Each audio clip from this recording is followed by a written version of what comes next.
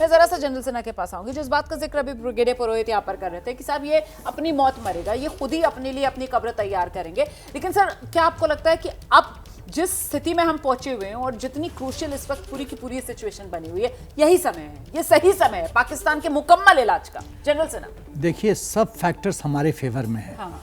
अंतर्राष्ट्रीय opinion, strong leadership, capable सेना तो हमारी हमेशा कैपेबल रही है। अब एक शेर को पिंजरे में बंद कर दीजिए, हाथ बांध दीजिए, तो शेर क्या करेगा? क्या करेगा? पिंजरा तो बंद है।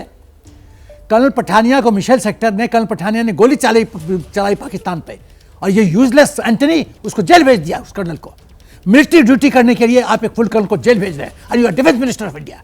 डिस्ग्रेस! तुम्हारे से थर्ड क्लास आदमी डिफेंस मिनिस्टर बन जाते हैं इस देश का। ये दुर्भाग्य इस देश का। इस देश के अंदर कई जयचंद हैं। ये जो ये जो कश्मीर में ये सब कांड होता है रोमाना, मैं कहना चाहता हूँ, वो कौन लोग हैं जो स्लीपर सेल्स हैं? वो कौन है जो OGW हैं? वो 15 आदमी जो OGW ने पूरा आतंकवादियों को कोऑर्डिनेट किया, हथियार दिया, गाइड किया कि ये सेक्युलर जगह है, यहाँ रोड एक्सेसिबल नहीं है, ये सब ज्ञान कौन देता है? कौन देता है? तो क्या उनको जिंदा छोड़ना चाहिए हिंदुस्तान में? एकदम नहीं। जो लोग यहाँ जयचंद पॉलिटिकल सिस्टम में रख के जयचंद का काम करते हैं, राजद्रोह करते हैं, उनको कुछ नहीं होता। विदेश जाते हैं, षड्यंत्र करते हैं, चाइना के एम्बेसडर जाते हैं, कॉफी पीते हैं, अब वो बोलते हैं कि हम ज्ञान लेने गए थे कि क्या कर रहा है चाइना, कुछ नहीं होता। कैसे चलेगा देश? पूरे देश को सुरक्षित करना सिर्फ सेना की जिम्मेदारी है क्या? हम अपना पूरा यंग डेज यूथ मतलब भारत माता की सेवा में निकाल देते हैं, परिवार से दूर रखते हैं। क्यों? क्योंकि भारत माता को सुरक्षित देखना चाहते हैं। और जो लोग सत्ता के भूखे हैं, पैसा कमाना चाहते हैं, वो भारत माता के साथ राजद्रोह करते हैं, और कुछ लोग सपोर्ट करते हैं उनको। एक मैं और इंपॉर्टेंट रिकमेंडेशन देना चाहता हूँ रोमाना। मेरा सरकार से निवेदन है, एक national safety security apex court बनाया जाए। कोर्ट बोल रहा हूं, कोर्ट जिसका पावर, एपेक्स कोर्ट, जिसका power parallel to supreme court of India होना चाहिए। और उसमें जो वफादार लोग हैं जजेस, उनको डालिए, और वो सुओ मोटिव वो एपेक्स कोर्ट कॉग्निशन ले सकता है किसी पॉलिटिशियन का, किसी व्यक्ति का ये राजद्रोह कर रहा है। 30 दिन का मौका, सुनो, 31वां दिन नया फैसला सुनाओ, और यदि कॉन्फ्लिक्ट ऑफ ओपिनियन है सुप्रीम कोर्ट और उसके बीच में, president of India will be the ultimate authority to decide क्या होना है। That's it. फिर मैं देखता हूं। मुझे ये बताइए, इसकी जरूरत आपको अभी इस मौके पर क्यों लग रही है? वो कौन सी घटनाएं जो आपको बहुत चुभी, आपको बहुत तकलीफ हुई? बताइए, बताइए सर, खुल के बताइए। नहीं बोलना जरूरी है सर, नहीं बताइए। देखो, जो लोग कहते हैं, जैसे महबूबा मुफ्ती कहती है पाकिस्तान न्यूक्लियर स्टेट है। काहे का न्यूक्लियर स्टेट? 1999 में न्यूक्लियर स्टेट नहीं था। जब प्रेसिडेंट अमेरिका ने वाजपेयी जी को बोला कि मुशर्रफ न्यूक्लियर ऑप्शन प्लान कर रहा है, तो वाजपेयी जी ने कहा 20% हिंदुस्तान राइट ऑफ करने के लिए तैयार हूं, बट मैं वचन देता हूं कल का सूर्योदय पाकिस्तान नहीं देखेगा। कहां गया? कहां गया फुलझड़ी? उड़ गया, फुस, पतलून गीले हो गए। तो ये ऐसे तो मैं 50 उदाहरण दे सकता हूं। 1965 वॉर, नाम नहीं लेना चाहता हूं, मिनिस्टर था समाजवादी पार्टी में। 65 वॉर में हमारा कन्वॉय जा रहा था उत्तर प्रदेश से, गड्ढा खोद दिया, 8 घंटा हमारा ट्रांसपोर्ट मिलिट्री कन्वॉय डिले हुआ, 8 आवर्स। क्या हुआ उसको? उसके बाद वो मिनिस्टर बना। जिस आदमी का पब्लिक हैंगिंग होना चाहिए उसको मिनिस्टर बना रहा है हमारा सिस्टम। मिनिस्टर, कुछ नहीं हुआ, नथिंग। इस एक देश, नाम नहीं लेना चाहता हूं, फिर इशारों में पूरा दुनिया देश समझ रही है मैं क्या कर रहा हूं। एक देश का एक्टर, वो सब ट्रांसमिट कर रहा था सेंसिटिव मैसेज, और जब आईबी उसके घर गया तो कहा गया कि नहीं, प्रधानमंत्री उसकी एक्टिंग को बहुत पसंद करते हैं। But not nonsense. What nonsense is this? आप विदेश जाते हो, अमेरिका जाते हो, सरकार को पता नहीं होता है, वियतनाम जाते हो, क्या करते हो, किससे मिलते हो, कुछ पता नहीं। डिब्रीफिंग होना चाहिए, किससे गए, क्या मीटिंग हुआ, क्या बातचीत हुई, डिब्रीफिंग करो। इंटेलिजेंस का मामला है, सिक्योरिटी का मामला है। यू कांट गो अब्रॉड और पूरा साजिश करो और देश, हम लोग अपने जान, अभी हमारे जो लेफ्टिनेंट नरवार बेचारी 8 दिन नहीं हुआ था, वो गृहस्थ आश्रम में घुसी अभी भी मैं सुना रही थी, हिमांशी नरवाल का अभी भी बयान आया। वो बेचारी अभी गृहस्थ आश्रम में 8 दिन नहीं हुआ, तुमने तो उसका जिंदगी बर्बाद कर दिया, जिंदगी बर्बाद कर दिया। वो बेचारी के सपने सब उड़ गए हवा में। ये क्या है? हम ऐसे टॉलरेट करें? आप पॉलिटिक्स करो, आप मेरिट पे मोदी जी को हराओ। मोदी जी 100 मीटर्स 70 सेकंड्स में दौड़ते हैं, 60 सेकंड्स में दौड़ के दौड़ाओ, तब मजा है ना खेल। सही बात। राष्ट्रों, साजिश, गदर, मनमानी, क्योंकि तुम समझते हो कि तुम्हारा कुछ नहीं हो सकता। कि कुछ नहीं हो सकता है, उसको एटीट्यूड को बदलना पड़ेगा। भय, तुलसीदास ने कहा था, बिन भय होत न प्रीत को साई, बिना भय के प्रीत नहीं होता है। भय डालना पड़ेगा इनके मन में कि राजद्रोह करोगे तो बहुत कड़ी सजा मिलेगी। आप जो बात कह रहे हैं ना ब्रिगेडियर दहिया का भी, इस पर मैं एक रिएक्शन जरूर लूंगी। Brigadier Dahiya, I am sure आप सुन रहे होंगे जनरल सिन्हा को, कुछ दिक्कत आ रही है क्या ब्रिगेडियर दहिया के आउटपुट में?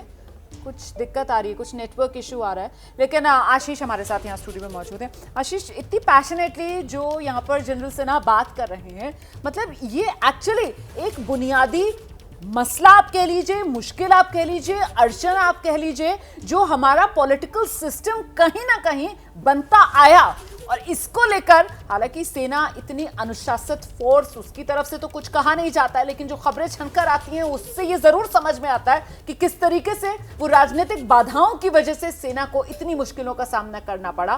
पर अब ये बदला हुआ भारत, अब ये नया भारत, और अब इस भारत की सेना के साथ वो दृढ़ राजनीतिक इच्छा शक्ति, और इसी वजह से ये मजबूती से हिंदुस्तान जवाब दे रहा है हर मोर्चे पर। आशीष, देखिए, पॉलिटिक्स से नेविगेट करना मुझे लगता है हमारी आर्म्ड फोर्सेस को आता है। ये एक नासूर है जिससे डील करना बहुत ज़रूरी है। अलग अलग वक्त की अलग अलग शिकायतें होती हैं, उसमें मैं नहीं पढ़ना चाहूँगा, लेकिन अगर हमारी फोर्सेस केपेबल नहीं होती तो ना हम 71 जीतते, ना हम 65 जीतते, ना वो 91 जीतते। मुझे लगता है फिर भी मैं कहूँगा कि लाख कोई पॉलिटिशियन कुछ भी कर दे, forces know what they ought to do, उनको क्या करना है उन्हें पता है। और इस बार भी देखें आप, डिस्पाइट हम देख रहे हैं कि आज भी मैं देख रहा था कि कुछ, जैसा सर इशारा कर रहे थे, कुछ लोगों के बड़े डिसअपॉइंटिंग पोस्ट ज़रूर आए हैं, और इसमें भी पॉलिटिक्स ढूंढने की कोशिश की जा रही है। मैं फिर उसमें नहीं पढ़ना चाहूँगा, क्योंकि आज शौर्य का दिन है। जैसा प्रधानमंत्री मोदी ने कहा कि हम सब के लिए फ़ख्र का, गौरव का दिन है, हमें उस पर फोकस करना चाहिए। बड़ी बात है कि डिस्पाइट ऑल दिस, इन सब को मैं फिर कहूँगा नेविगेट करके इस ओर ध्यान न देके कि कौन कैसी राजनीति कर रहा है, हमारी फोर्सेज ने पिन पॉइंट करके, इंटेलिजेंस गैदर करके, उसके आधार पर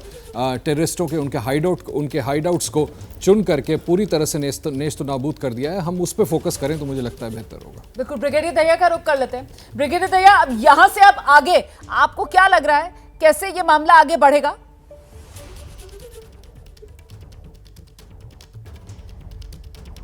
देखो, अभी तो जो इनिशियल स्ट्राइक था उसका इम्पैक्ट अभी सेटल डाउन हो रहा है, और अभी पाकिस्तान कि मैं अगर एक क्लियर लीडरशिप की चेन ऑफ कमांड होती, जैसे कि हमारे यहाँ फटाफट cabinet committee on security meeting हुई, आज दोबारा कैबिनेट कमेटी ऑन सिक्योरिटी का मीटिंग हुआ है, पूरी सिचुएशन को रिव्यू किया गया है, और अगले से आगे क्या क्या कॉन्टीजेंसी होती है, सारे contingency A, plan B, plan C, plan भारतीय के तीनों सेना के अंगों के सारे वो प्लान तैयार है, और सब अपनी अपनी पोजीशन में मुस्तैद बैठे हैं। लेकिन ये जो क्राइसिस ऑफ लीडरशिप है, मैं दोबारा आपका ध्यान आकर्षित करूंगा, जो भी पाकिस्तान में है, जो कि अभी उल्टी गंगा बह रही है। जैसे भी पहले बताया जा रहा था कि पाकिस्तान की सेना अभी बोल रही है कि हमें भी एक फ्री हैंड दिया जाए, जैसे कि इंडिया की सेना को एक फ्री हैंड दिया गया था। तो इस समय ये फ्लूइड सिचुएशन है, और इस सिचुएशन के अंदर इस क्राइसिस ऑफ लीडरशिप में क्या इमर्ज होके आएगा, वो अगले 24 घंटे में डेफिनेटली हो जाएगा, और उसके बाद वो जो लीडरशिप सामने आएगी वो अपनी कार्रवाई कर सकती है। मैं तो यहां तक कह सकता हूं कि इस समय भारत ने बहुत अच्छा काम किया है। Situation is definitely under control. पूरे संसार को हमने बताया कि हमने प्रिसीजन स्ट्राइक किए हैं, हम इसको एस्केलेट नहीं करना चाहते। हमने सिर्फ टेररिस्ट इंफ्रास्ट्रक्चर को हमने टारगेट किया है। अभी इसकी एस्केलेशन का मायदा और जो जिम्मेवारी है वो सिर्फ पाकिस्तान पे आएगी। अगर पाकिस्तान कुछ हरकत करता है तो पाकिस्तान की मिलिट्री अपना मुंह बचाने के लिए, अपनी इज्जत बचाने के लिए अगर कोई कार्रवाई करती है तो उसके लिए हम तैयार हैं। लेकिन सबसे पहले ये क्राइसिस ऑफ लीडरशिप जो पाकिस्तान में हुआ है, ये एक सिर्फ नो टारगेट, नो इंफ्रास्ट्रक्चर से हो गया। अगर हमने किसी से थोड़ा और ज्यादा बड़ा कर दिया होता तो पता नहीं उधर क्या हो रहा होता। और एक और बात मैं आपके दर्शकों को और आपको सबको ध्यान दिलाना चाहूंगा, क्योंकि जो पाकिस्तान के जो 3 और थ्रेट हैं, जैसे कि बलूचिस्तान लिबरेशन आर्मी और तहरीके तालिबान पाकिस्तान और अफगान तालिबान, अभी उनके भी एंटीना खड़े हो चुके हैं, और वो भी अपनी इस they will also try to find an opportunity in this and which will वो सिर्फ हमारी मदद करेगी, हमारा मिलिट्री और पॉलिटिकल मिलिट्री ऑब्जेक्टिव को अचीव करने में, ताकि हम इस आतंकवाद को जड़ से खत्म कर दें।